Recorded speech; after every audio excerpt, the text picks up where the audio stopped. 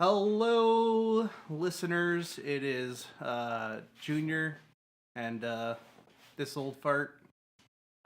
Dirty Clyde. And I got to tell you something.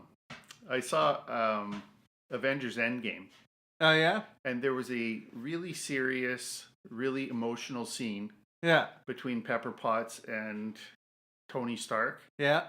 And all I could think was, when is she going to dig into her bag of flies?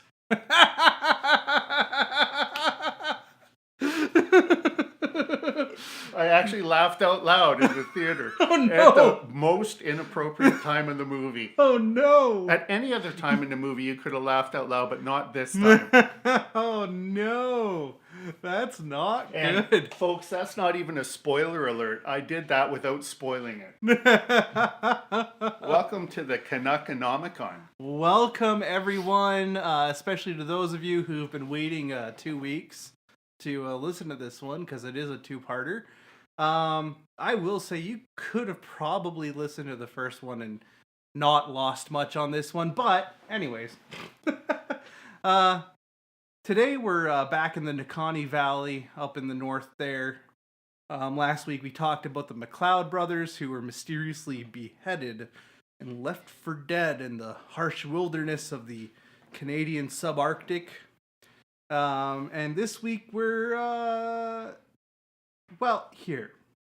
I'm just gonna regale you with this little excerpt from Philip H. Godsell's Pastiche. This little pastiche from Philip H. Godsell's 1950 book, The Curse of Deadman's Valley.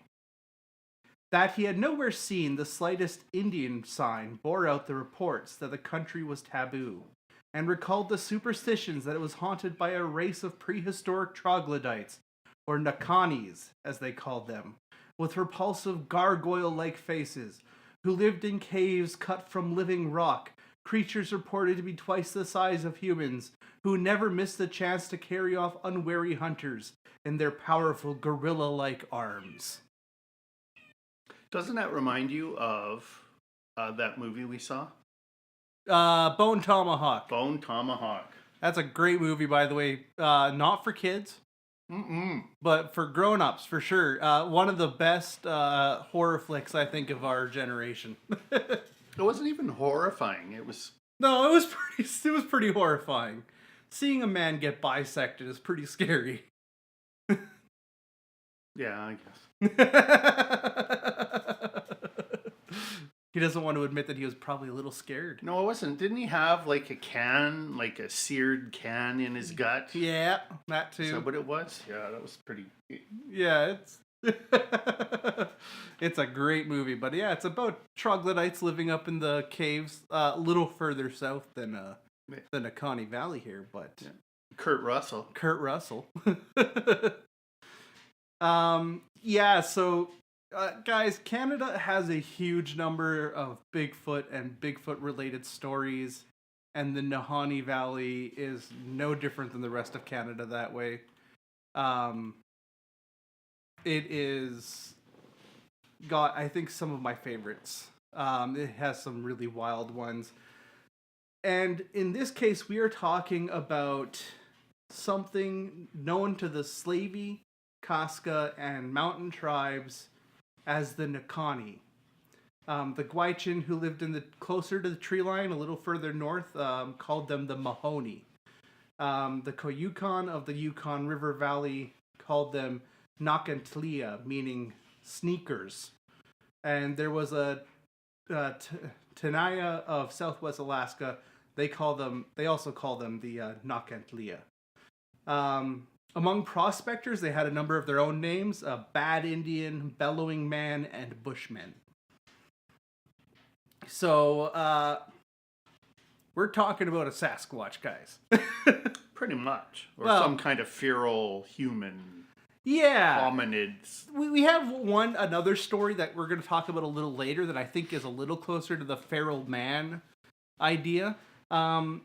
Ethnographer Cornelius B. Osgood reported that many of the Slavey, Dog-Ribbed, and Satu Dene all believed in the Nakani even as late as 1929. And I would say, based on what I've kind of read online, a lot of people still believe in this guy. The Dene were so afraid of this creature that if they came to believe a Nakani was lurking nearby, they uproot their entire camp and move somewhere else. These impressive beasts, they were objects of fear and superstition among many of the northern tribes, and the description was always eerily similar between each of the retellings. We're not talking about a shapeshifter or something like that. It's something that has a pretty consistent look to it. Okay. So they have traits that, if you're into cryptozoology like I am, they're traits that are going to be pretty familiar to you. We have big, hairy, human-like creatures with red eyes, glowing red eyes. And even right down to these red eyes, they fit neatly into that corpus of kind of cryptozoological reports of Bigfoots and Sasquatches, and other creatures said to inhabit the forests of North America. In Dene stories, these creatures are usually anthrophagous, which means they eat people.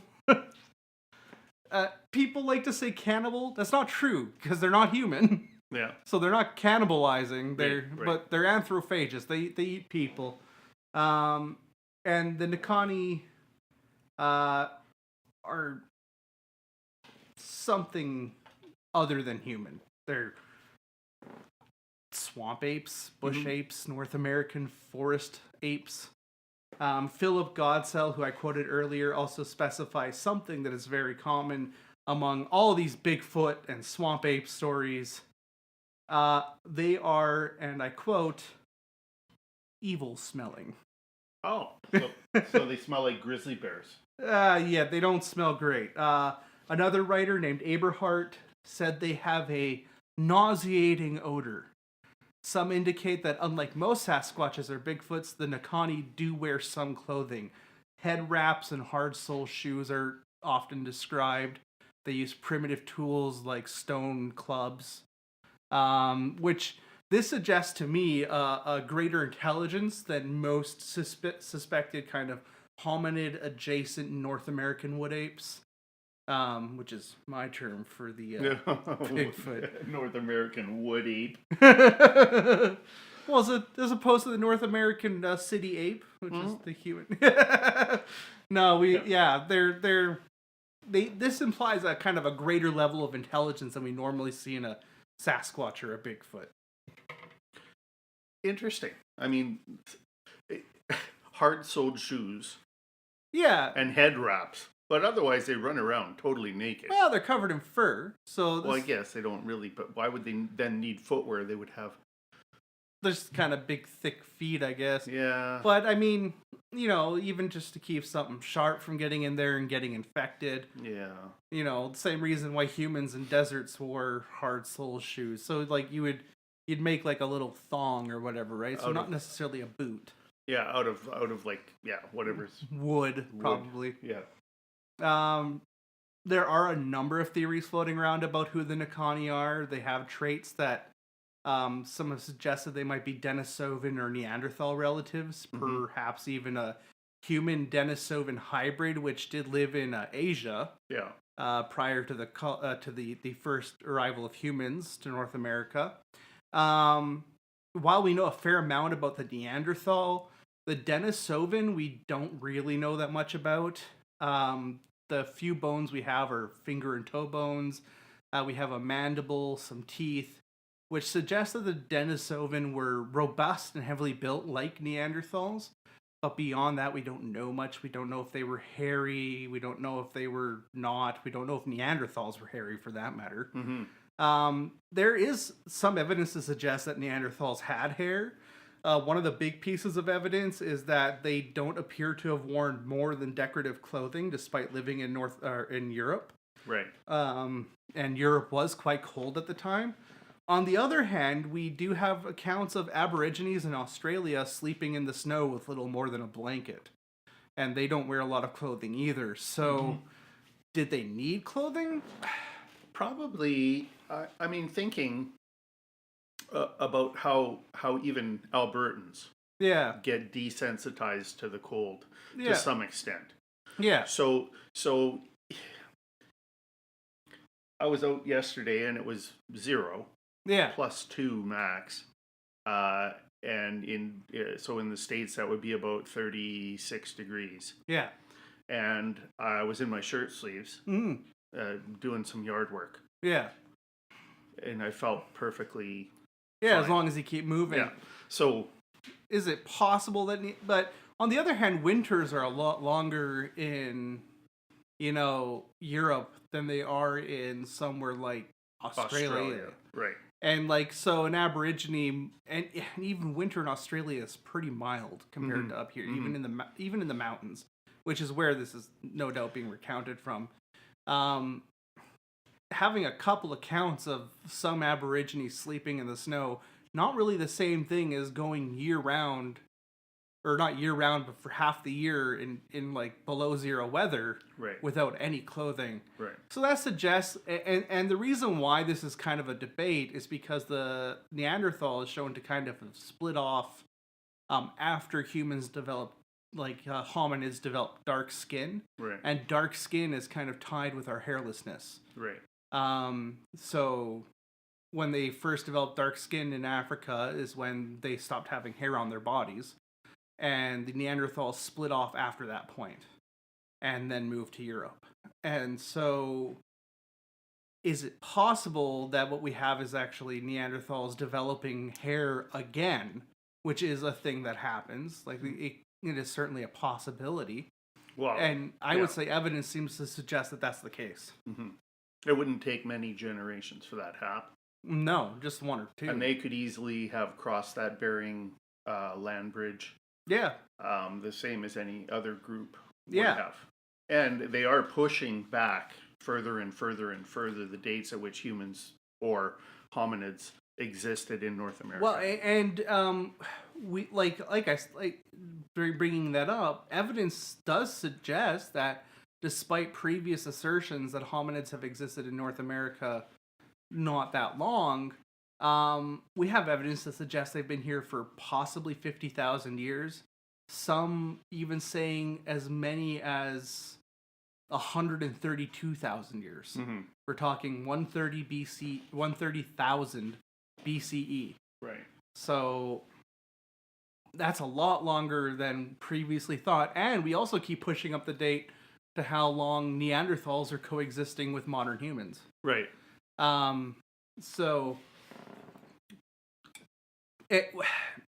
this also brings us into in this kind of more general thought. Are these Nakani any different than our Sasquatch sightings, our Yowie sightings in Australia, our abominable snowman or Yeti sightings in Pakistan and the Himalayas. The Himalayas. Yeah.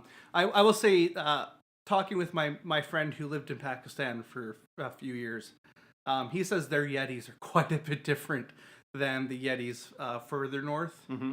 So they're quite a bit different than the snowmen that we typically think of. But a lot of these, let's kind of give them a general term of wild men sightings, including those of the Nakani, have a number of similar kind of assertions made about them. They leave large footprints, and they make a high-pitched whistling call. This is notable because a vocal expert who was working with the BBC named Patsy Rodenberg studied the nasal cavities of Neanderthals and the bone structure and theorized that Neanderthal calls may not have been like our typical Hollywood low-pitched grunting sound, but more of like a kind of a high-pitched shriek or whistle, more like what a chimpanzee makes. Oh, okay. Or even a gorilla. If you hear a gorilla screaming, it's not a low-pitched rumbling grunt. Mm-hmm. It's a kind of a high-pitched shriek or a whistle. Other studies haven't confirmed this yet, so I won't assert that this is 100% proven. But this is interesting because almost every report the world over about furry wild men describes them as whistling. Okay. Well, remember Les Stroud, the survivor man? Yeah. He did his In Search for Bigfoot thing, and he was getting these high pitched. Yeah. whistle screamy things at night. And I mean, he's not a charlatan. He's not the kind of guy No, who's no. going to be To fake this shit. Now, No. he didn't come out and say, "Oh, that is Bigfoot." But he was communicating with something. Yeah. Yeah, and yeah, it's the Nakani sightings from and legends are just fascinating to me, and they are fascinating for a number of reasons. But I know there's a question that's burning in your soul. I bet you're wondering, has anybody seen one? Mm-hmm. Well, in the last 100 to 200 years? My supposition is that this is, again, we had this last week. Yeah. With the, what were they called, the Nahanni tribe, right? Yeah. Where they were talking about the Nahanni tribe that were the porters for these these brothers. But nobody ever came out and said they'd seen these guys. There were always reports of these guys being giants, being et cetera. That's right. The same sort of thing. It's the guy over the hill. Yeah, that's that what you don't know about. That's what you're thinking. Well, I got some good news for you. I looked it up. The CBC reported in 2016, a gentleman named Tony Waheela, a boater who was lost in the wilderness for 2 days after capsizing his canoe. He attempted to swim to an island that July after capsizing his canoe, and when he got to the island, he saw what he described as the Naka, which is the dog rib / tlicho name for the Nakani. The encounter was chilling, as among the dog rib, even to this day, the Naka has a reputation for disappearing people using its medicine powers. So he described in his encounter that he got to this island, and he kind of pulled himself on a shore because he'd been drowning out in the lake. And when he rolled on his back, there was this giant hairy man standing over him. Just kind of looked down at him and just walked off into the bush on the island. He immediately got back into the water and just swam to the other shore. The other side. That's an interesting account. Yeah. It's very different from most of the Bigfoot accounts. Yeah. Yeah. Where they're always very dramatic. Or they're off. Way off in the distance. They're trying not to be seen. This one's like standing over you, looking at you, and then walking away. Yeah. Like, I've seen your kind before. I'm not really scared of you, but... Yeah. Well, what's interesting to me about that is that it again suggests this kind of intelligence. It saw something in him familiar because he looks human. You know, the Nakani or the Naka don't look that different from us. Right. So yeah, it's just very, very different than what we're used to with a lot of these stories.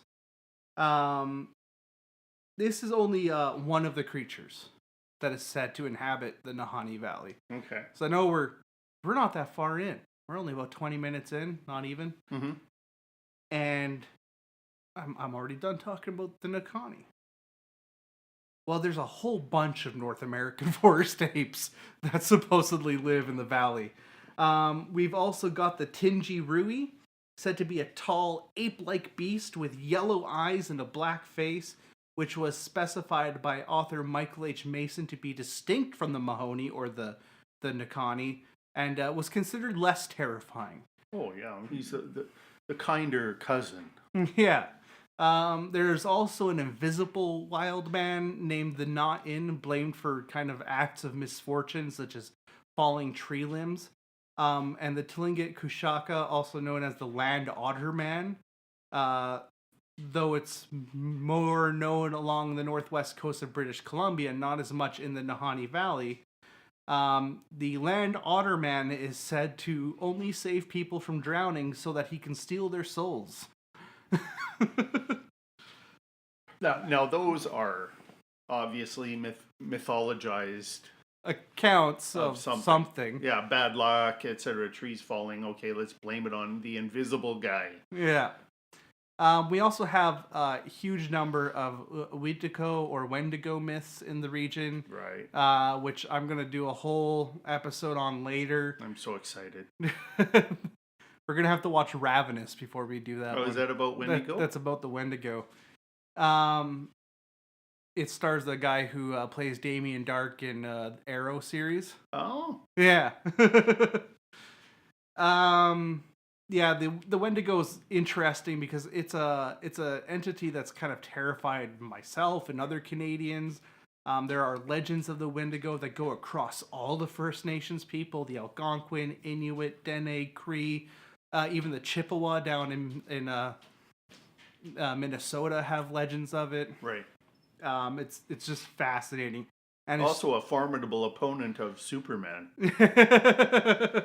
That one's a little different than the legendary account. No, this one has a tail. He's basically a Bigfoot with a tail. Yeah.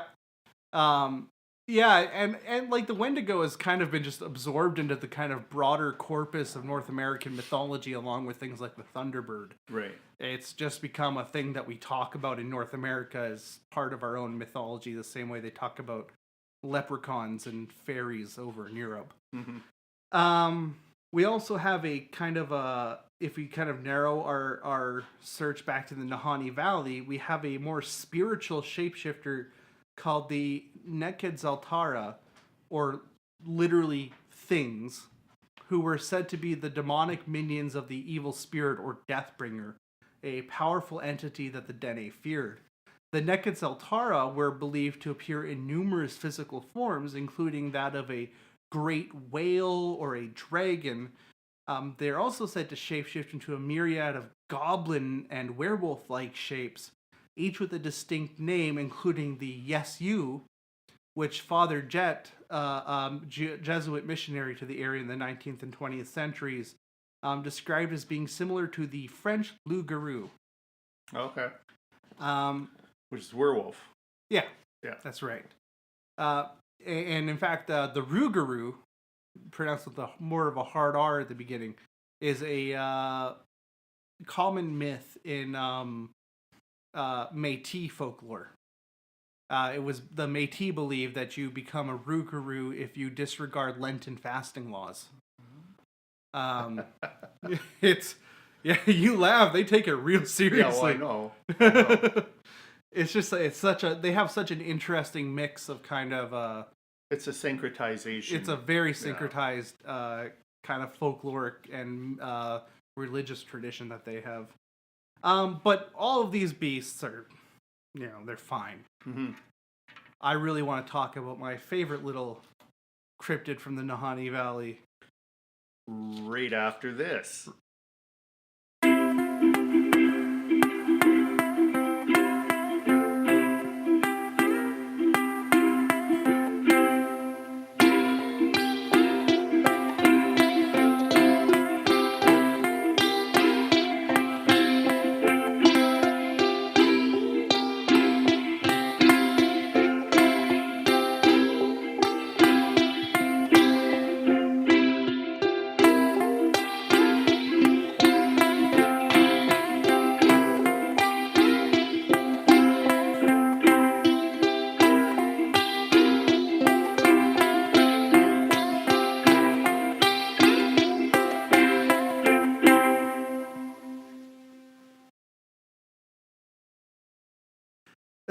So, that was music by Dirty Clyde through his Crossing Clay project. Listen, guys, I use a fake name, but I'm going to be honest. I know that if you really looked hard enough, you could figure out who I am. Yeah, you wouldn't have to really even work that hard if you went to Crossing Clay. Yeah, it's pretty obvious. Yeah, that's okay. We do it sort of as an homage to a different time. Yeah. So we're going to talk about the Nukluk. Yes, it's called the Nukluk. With an N, not an M. It's not a shoe. Nukluk.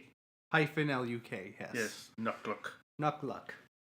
Frank Graves, a young explorer in the 1960s, joined an American Expeditionary Society trip under the guidance of the father of cryptozoology, Ivan Sanderson, to the Nahanni Valley in 1965. They were searching for something based on a sighting by a First Nations person named John Baptist. He was the janitor and handyman at the local settlement school. John Baptist and some trapper friends had, in April of 1964, spotted a being, a person. He was short in stature, had a long black beard, was wearing no clothes or carrying weapons, and when Baptist and his friends approached, he growled at them and dashed off into the woods. The little bushman was sighted a month later by a Dene woman who was weaving a birch basket. She saw the same face that had been sighted earlier, watching her through the window. Her kids ran outside to look for the little man, but he had already dashed off into the woods again.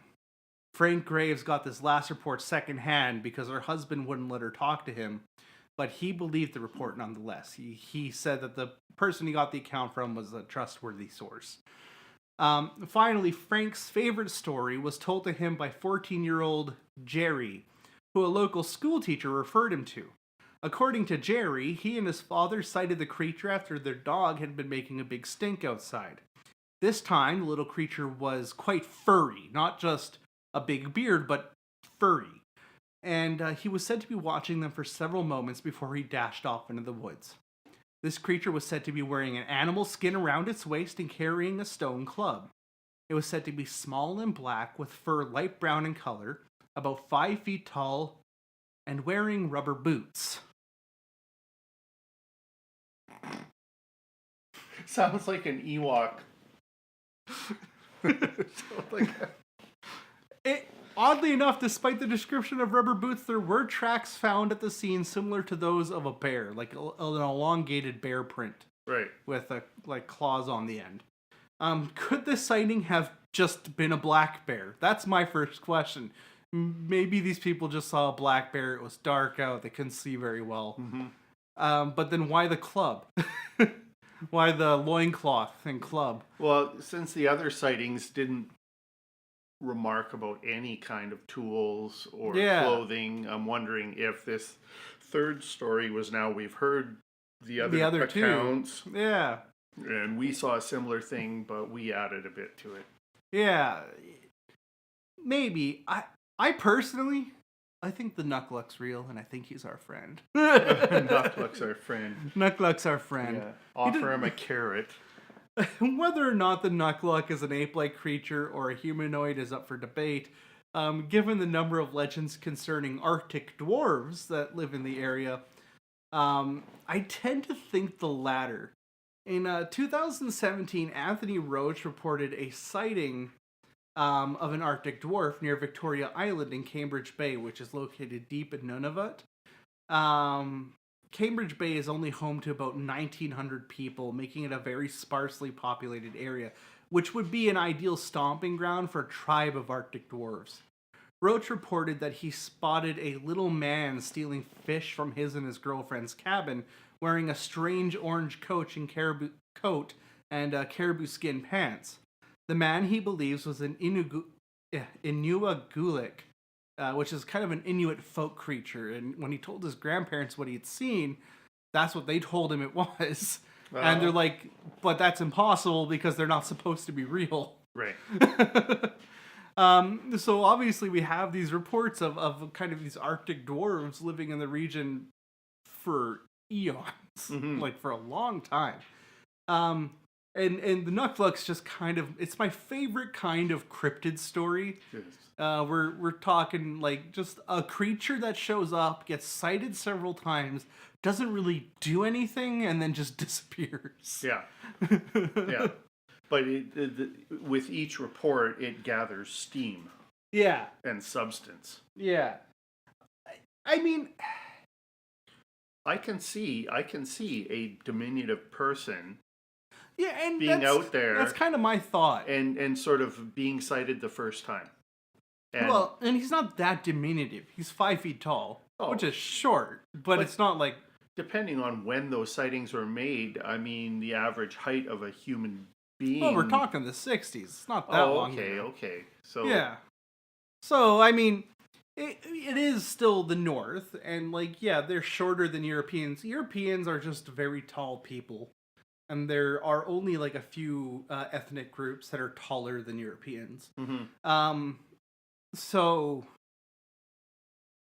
everybody's shorter than yeah. I personally believe, like, everybody's like, black don't crack, or Asian people look so young. No, guys, white people just look old. Uh-huh. Like, it's just a fact. White people don't age well. We're the ones who look weird, not everybody else. Yes. So, yeah, I mean, so when you think of a story like this, you see a small human being, or shorter guy kind of freaks out your kids, or kind of freaks you out, startles you. Yeah. He's startled, he shouts at you, and he runs away. The next thing you know, he's become a hairy creature. Mm-hmm. And then the next thing you know, he's a mythological creature wearing rubber boots and carrying a stone club. Yeah, that's right. Right? He's a little hairy man. Stories grow. Yeah. This particularly recent stories. If this had been a creature that had been cited time and time and time again throughout history. Yeah. We might have a little more to talk about. But, it's interesting that you bring that up, about a creature that's been cited time and time again throughout history. That brings us to our next one, which I'm going to call the Waheela. Now, the thing about the name of the Waheela is that that's not what the Dene call it. I actually couldn't find the Dene name for this. The closest we have is an Inuit kind of mythological creature of similar description called the Amarok. But the Waheela is actually what started me on this journey to the Nahanni Valley in the first place. Okay. I had initially wanted to just do an episode on the Waheela, but I wasn't finding much. A lot of the online reports were kind of thin,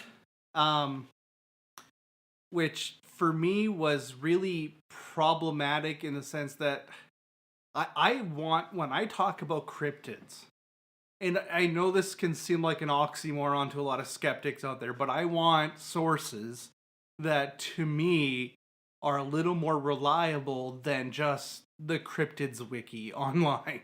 Right. And my reason for this is, and it comes up with my research into the Waheela.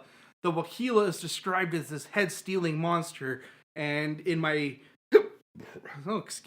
in my research, they're saying, the Headless Nahanni means Headless Valley. Well, no. Like, I established that in our first episode. No, that's not what Nahanni means. Nahanni means Valley of the Naha people. Right. It doesn't mean Headless Valley. Headless Valley came about later because of the disappearance of the MacLeod brothers, right, who were beheaded. Right. Their heads were missing from their bodies. That's why it was called Headless Valley. And of course, this led into all this stuff about how the Waheela steals heads, and well, that doesn't seem right. If it wasn't called Headless Valley before the MacLeod brothers had their heads taken, why would there be a myth of a monster living there that steals heads? Right. That one doesn't follow the other. So I dug deeper into it, and I came across the MacLeod brothers story, the Nakani. I came across all these different creatures that live in the valley. So where did this name Waheela come about? Well, Ivan Sanderson first introduced the term in 1974. So I'm going to give you a bit of backstory on Ivan Sanderson here. This name came out in his book, The Dire Wolf. And the thing about Ivan Sanderson is he tends to create categories and then use those to describe everything within that category. Mm-hmm. So he is actually the one who popularized the term abominable snowman. Right. Or as he would abbreviate it in his writings, ABSM. So what's an abominable snowman? A Yeti. A Yeti. Bigfoot, Bigfoot, Sasquatch, Nakani, so, all of these. Even the Nukluk he classified as an ABSM. So any kind of hominid-like or ape-like cryptozoological creature, Ivan Sanderson just kind of put under this umbrella term for categorization of abominable snowman. Well, direwolf is a similar term. Yeah. Well, the thing is that Canis Deerus is an actual thing that existed alongside humans and may have been the ancestor of dogs. Right. But direwolf is a term he used for any kind of large, prehistoric, canid-looking entity. And so in his book, The Direwolf, which he's actually describing the Waheela, he calls it the direwolf. The name Waheela itself, according to Sanderson, is a term he picked up from a person named Lauren Coleman, a cryptozoology enthusiast who had found the term in an old historical record from Michigan, referring to a phantom-like white wolf in that region. Thus, the term probably originates from a far more southerly tribe than the Dene.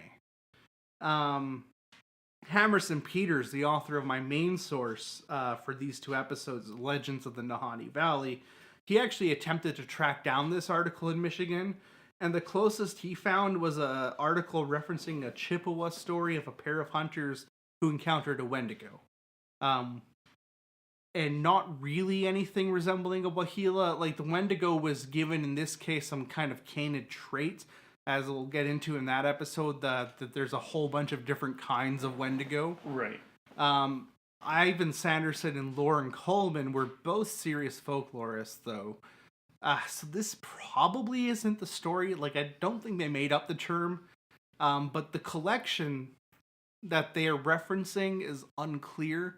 And it's possible Lauren Coleman got the date wrong. And if Lauren Coleman got the date wrong of when he found these sources, there's actually like 3 different collections he could have gotten it from. Right. And tracking it down is going to be next to impossible. The Waheela is allegedly a large, bear-like canine creature that is said to inhabit specifically the Nahanni Valley. Once again, we're going to go back to Frank Graves, who he went there looking for the Nukluk. He hadn't heard tales of this creature before his own personal encounter with something. When traveling with a Dene hunter and the hunter's dog, Grave found himself alone in the woods while the hunter was out scouting ahead. When he heard a noise in the brush, he first assumed that the sound was the dog that he was with. Instead, the creature that came out kind of stymied and terrified him. And keep in mind, as I give this description, that Graves, while not from the Nahanni Valley, he has been here for a while. He knows what a polar bear looks like as well. And further, polar bears aren't really found in this region at all. No, they'd be traveling way out of their territory because it's too far south and it's too far away from water. Yeah. One thing to keep in mind is polar bears are technically classed as marine mammals. They don't like to be off the ice sheets. Yeah. Unless they're in Churchill eating garbage. Well, they don't like to be there. No, they come in because they don't have much of a choice. Yeah. Yeah. Ready food source. Ready food source. Whatever he saw, it wasn't a polar bear. He stated the animal was enormous and white and stood on straight legs like a wolf or dog, not like a bear's. He said the animal was 20 times the size of any wolf he had seen up there, which seems like an exaggeration to me. An animal that is 20 times the size of an average adult gray wolf is going to be 25 meters or 83 feet long. Yeah, that's crazy. And it's going to be over 10,000 pounds.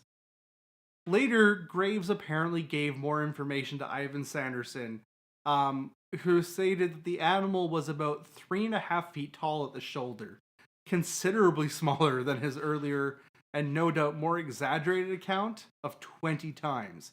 In fact, at 3.5 feet, you're well within wolf range. Riley's like just under that. Yeah. Yeah. Yeah, so you're looking at white wolf. a white wolf. I actually would not be surprised if this was a mutt, because he does describe it as having a more robust build than a wolf. Could it be a wolf-coyote hybrid? Well, it could have been a wolf-dog hybrid. One of the things trappers did in the region frequently was interbreed wolves with their sled dogs, because they wanted a bigger, tougher dog that could withstand the cold of the region. What about albino black bear? That's another possibility. He does describe it as having shaggy fur. With the stiff dog leg. Yeah. This is smaller than a polar bear, which to the shoulder are about only about 4.5 feet tall. Mm-hmm. If they're going up just to the shoulder, not to the back. Right. So, and Ivan Sanderson specifies this is 3.5 feet at the shoulder. So this would be a big wolf. Mm-hmm. If it was a wolf. The only bears, again, known to live in the region are grizzly and black bears. It's too far south, too far from water to have polar bears, so a polar bear to come into the valley would be very lost. So this probably isn't a polar bear. Graves allegedly fired at the creature with 2 rounds of buckshot, which either didn't hit or didn't penetrate its hide. He said that it didn't have any effect. I think he missed. I think he shot at this thing, was panicking. His trapper comes out and asks him what he hit, and he described what happened, and his trapper is the one who says it was this animal, this creature that's said to live in the region. Sanderson claimed to have interviewed Graves' DNA companion, who gave an account of these creatures. This DNA companion said this animal may have even been responsible for the deaths of Willie and Frank McLeod. Kind of a tie back to our first episode, as well as Martin Jorgensen, who was another missing resident of the valley, and numerous other missing and headless victims of the Headless Valley. Reportedly, the animals have thick, long tails. Their bodies can be up to 11 feet in length with a 4-foot-long tail, so 15 feet overall. And as tall at the shoulder as a grown man. They range from brown to white with kind of broad, low-slung heads and flat muzzles. They are known mostly for eating carrion, but supposedly delight in stealing young animals from their mothers while the mothers are giving birth. Yeah, again, when we talk about how the mythology around these creatures. Well, I mean, if I were an opportunistic scavenger, yeah, sure, that's when I'd go after a mother. Well, I don't think I'd wait around until it was giving birth, and most mothers are pretty secretive when they do it, so it's like you're going to have to crawl into their den and wait around while they give, and then steal their young. I just find... you hear this time and time again, particularly from the First Nations point of view. Yeah. If we're going to create a creature, the most terrifying thing it would do is steal your young. Yeah. Or take your head and leave the good meat on the body. Well, it doesn't sound an awful lot like what Europeans actually did to them. Yeah. Yeah. Wow. Some think this creature might have been an amphision, also known as a bear dog, a prehistoric ancestor to both species, both bears and dogs, and also an ancestor to the raccoon. It was the common ancestor of all 3 kind of branches of the carnivore family. It was believed to have been a scavenger. Description is remarkably similar. The name amphision literally means ambiguous dog-like creature. They lived in North America until the end of the Pliocene era, and Ivan Sanderson believed that there was a possibility that the creatures inhabiting the Nahanni Valley were a relict population of this Ice Age species. Notably, the youngest known species, as of 2018, was also the largest, standing at nearly 2.5 meters to the shoulder, making it taller than me. That's crazy. That's an enormous animal. Yeah. Which actually makes Frank Graves' animal very small in comparison. Yeah. So 2.5 meters, that's almost, that's over 6 feet tall. Yeah, he's he's clearly describing like a huge creature. Well, this isn't him. This is the youngest. This is the most recent species of Amphision. Yeah, not a count of like. The most recent. Right in evidence that we have of these actual animals of how big they were. They were. It was about 2.5. So this is the real animal is enormous. Mm-hmm. Which makes Graves' animal at only just shy over a meter. Yeah, quite small. Yeah. But it does put it well into the region of the creatures described by the Dene, of these 11-foot tall or 11-foot long monsters. Whatever Graves saw, it was either a very young Waheela or a very large wolf. Mm-hmm. Possibly. According to the Dene, these creatures are migratory, only ever coming into the Nahanni once a year, and spending most of their time in the Arctic. Up there, the Inuit have another similar legend, like I mentioned, of the Amarok. The tales of these creatures attribute to them magical powers. In one particularly fascinating tale that I came across several times in my research, the Amarok is called upon by an Inuit boy who was small and weak for his age. He seeks out the Amarok to become stronger, and when the Amarok approaches him, he becomes frightened and tries to run away. But the Amarok catches him with his tail, wrapping it around the boy until bony growths fall out of him. The Amarok explains that these bones were stunting him and that he should return every day to train under the Amarok. The boy does so and becomes a towering, powerful warrior and hunter in his tribe, defeating 3 polar bears in single unarmed combat to prove his strength to the tribe, to prove himself to the people who used to make fun of him for his small size.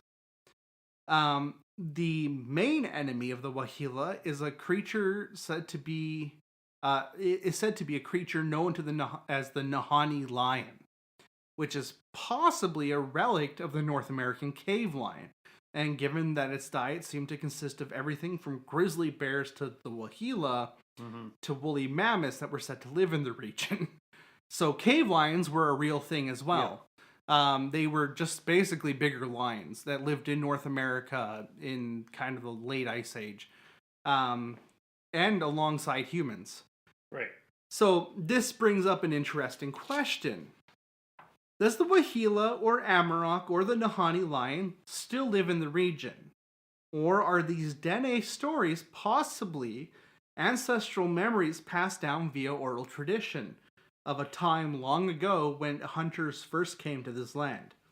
At a time when direwolves, cave lions, and mammoths all wandered across the subarctic landscape, titans of a bygone era.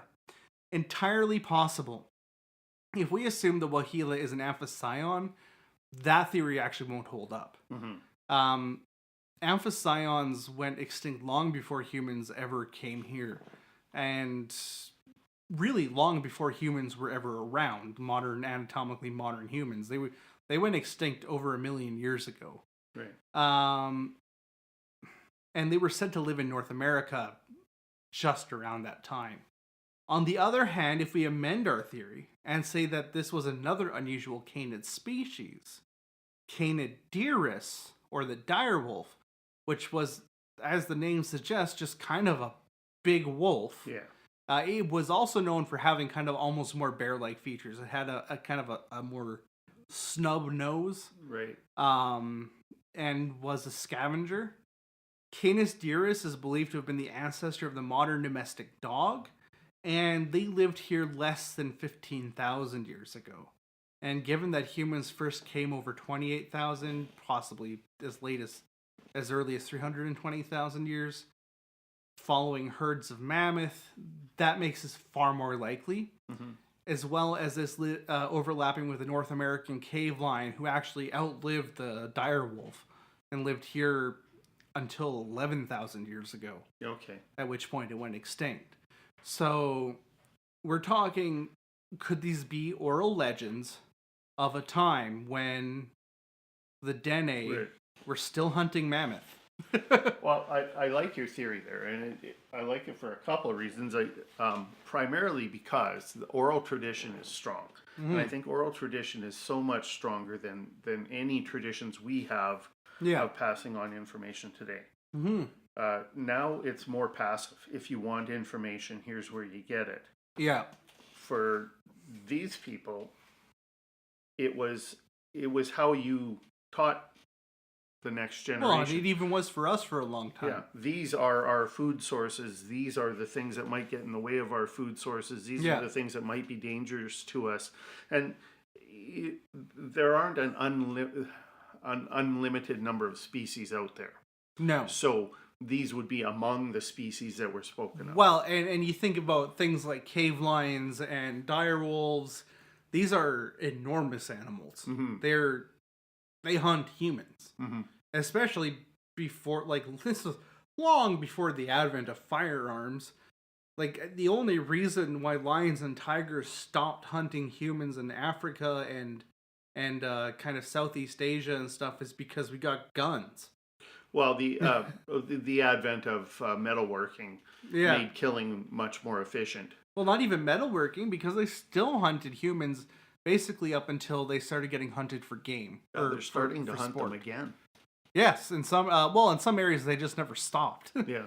The Bengal, not Bengal. It's a swamp tiger. Mm-hmm. It lives in this kind of very limited region of India. Yes. And it hunts humans still because... Actually, the number of humans it's hunting is on the uptake because it's... there's more humans There's a reserve now. Yeah. And so the population of these tigers has increased. Yeah. And because they were never sport hunted, they never stopped regarding humans as a prey source. Right. That was the thing that really changed it, was the trophy hunting. Going down to Africa to bag yourself a giant lion skin mm-hmm. to prove how big a man you are, right? It wiped out a lot of these animals that would have otherwise, and it built a fear of humans in them. Yeah. Which they actually didn't have before. When you read these stories of these terrifying wolves and terrifying lions and stuff, even in European myth, it's because there was a time when humans weren't at the top of the food chain. No. There was a time when if you were a shepherd out in France in the 11th century, wolves were a genuine threat to you and your livelihood. Mm-hmm. That's right.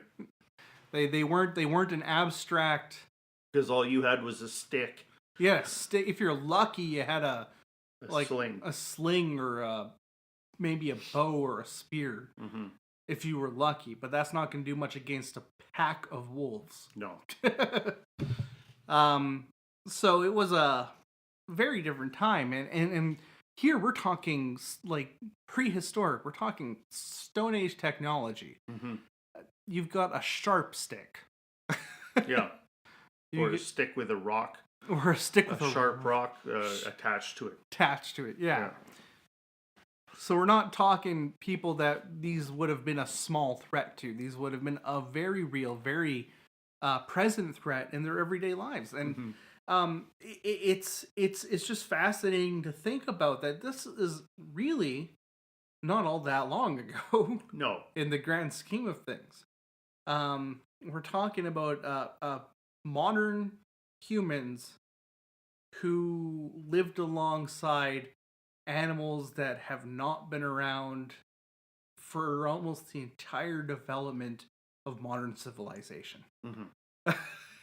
and it would stand to reason that because of the relatively sparse population of humans in North America up until the coming of the Europeans. Yeah. I mean, there were millions of people here, but they were spread out across an entire continent. Yeah. They lived in small bands. And so the idea of the extermination of a lot of these prehistoric, quote unquote, creatures, mm-hmm. They could have existed here in North America long after they were eradicated or hunted to extinction in Europe. Yeah. And what's really fascinating here to think about is we're calling them prehistoric. And yet here we have these accounts passed down through generations. Right.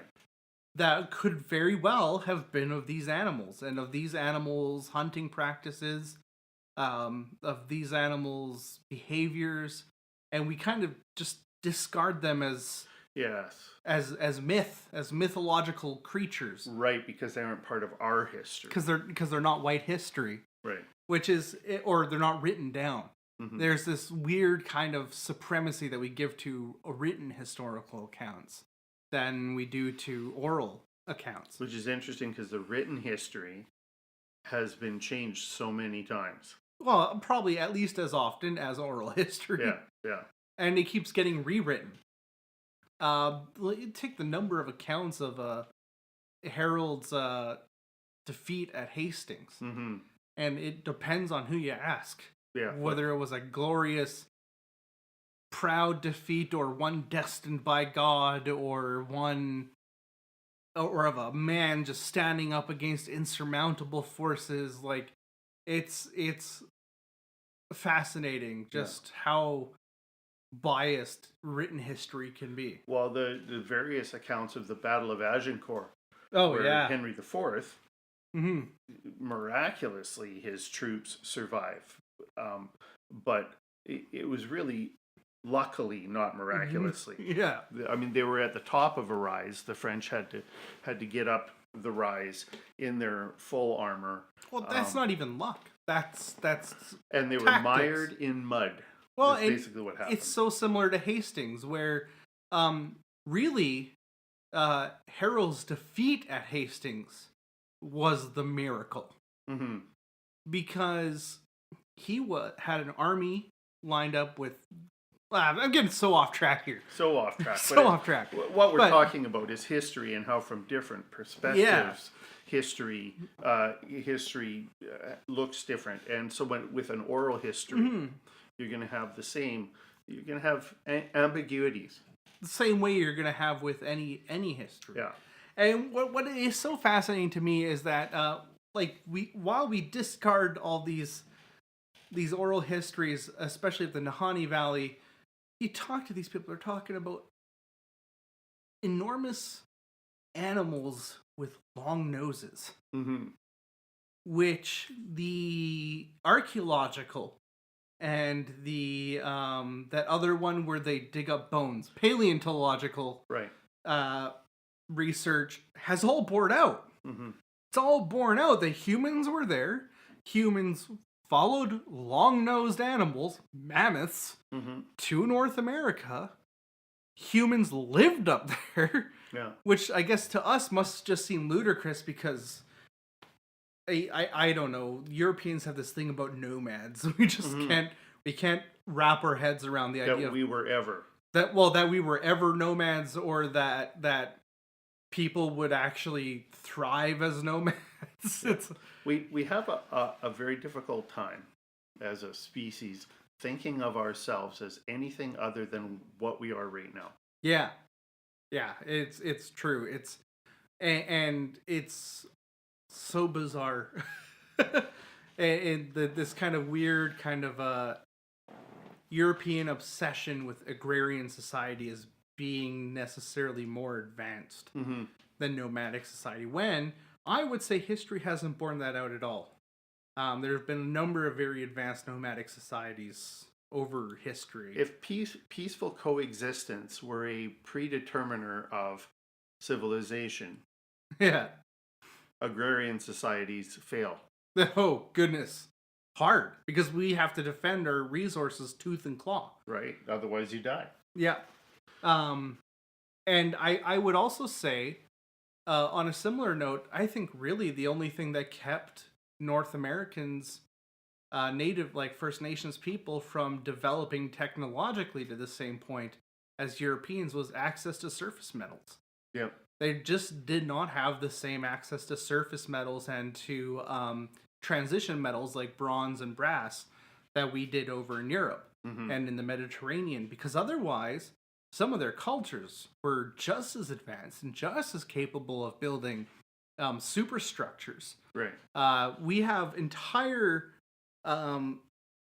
we have these hills that were actually built by First Nations in Eastern Canada that were layers of different colors of earth that have just been allowed to kind of grow over and go to waste because Europeans saw them and just thought they were hills. When more recent research has shown that these are man-made structures. These were hills that were built specifically to have different layers of earth as a form of artwork, which is an enormous undertaking. Yeah. And would take a very advanced culture and society to organize. Right. And we just discard it because it's not white. Yeah. So, summing up your opinion of the cryptids that we've talked about today? I think the Nakani is real because I do believe in Bigfoot and Sasquatch, the North American forest ape. If for no other reason than I really want there to be one. I don't care if it's dumb. I just really want there to be one. Yeah. The Nuckluck, I think, was real. I think it was a guy. I think it was just a dude living out in the woods. Yeah. The Waheela, that one's a little bit tougher for me. I think there might have been in the early 20th century a relic direwolf population in North America. Yeah. I don't know that it's still around. We're really good at wiping out species before we even know they're there. So that's kind of my thought on that. On the other hand, I do think that it probably was just outcompeted by bears. Yeah. Bears are just much better scavengers than any kind of canid, other than maybe the hyena, but the hyena is not really a canid, and that's a whole other thing. Yeah. So the Waheela, I'm not as convinced on. Again, I'd like there to be one. I like the idea that there might be one out there, but I'm not convinced that there is. Well, the Tasmanian tiger made a recovery of some sort. Did it? Well, I think there were sightings. Recently. That's right. Yeah, that's right. What are your thoughts on them? I concur. Your Nuckluck was a guy, and the story got blown up. Yeah. Particularly because of the recent nature of the story. Yeah. Your hominid, Nakani. Nakani. You know what? I really, really favor the whole Neanderthal side of it. I really do. I just think there's finding so many links between modern humans and Neanderthal that they didn't really die out, that they were assimilated. Yeah. And they could have crossed the Bering land bridge, and even if they were running from modern human. Possibly, yeah. Right. So that one, that's kind of where I'd fall on that one. And the third, I'm thinking, dire wolf. I'm thinking large dog. Yeah. Yeah, and throwback species are not uncommon. No. I mean, you got the coelacanth in the oceans, and they're not even living deep. No, and hyenas are technically a living fossil as well. Right. They weren't as hard to find. Yeah. But they are a relict species. There's no other animals that are kind of on that branch of the canid or of the carnivore tree. It's just hyenas, the very subspecies of hyena fall under that branch. Even in North America, sturgeon. Sturgeon are very ancient fish. Yeah. We have those right in Edmonton. So. Gators and crocs. Yeah. Dinosaurs, really. Yeah. And so I'm kind of with you there. And especially given how treacherous and isolated the Nahanni Valley is. Exactly. And how poorly explored it is even to this day, I could totally buy that there would be some sort of direwolf species up there. And that, kids, is why we have libraries. For you to go do your own research, develop your own opinions, and get back to us what you think. And I'm just going to pitch again, Hammerson Peters, Legends of the Nahanni Valley. There is so much in there, guys, that I did not even mention in these 2 episodes. It is a fascinating book, and he does a really good job of going out and interviewing, of digging up sources, and of getting a lot of first-hand accounts from these kind of time periods, these late 19th and early 20th century time periods. So Hammerson Peters' Legends of the Nahanni Valley, published by Mysterious Canada. Check it out. It's a great book. And with that, we will leave you until next time. It's me, producer Dirty Clyde. And me, your host, Junior. Keep your eyes open. See you next time.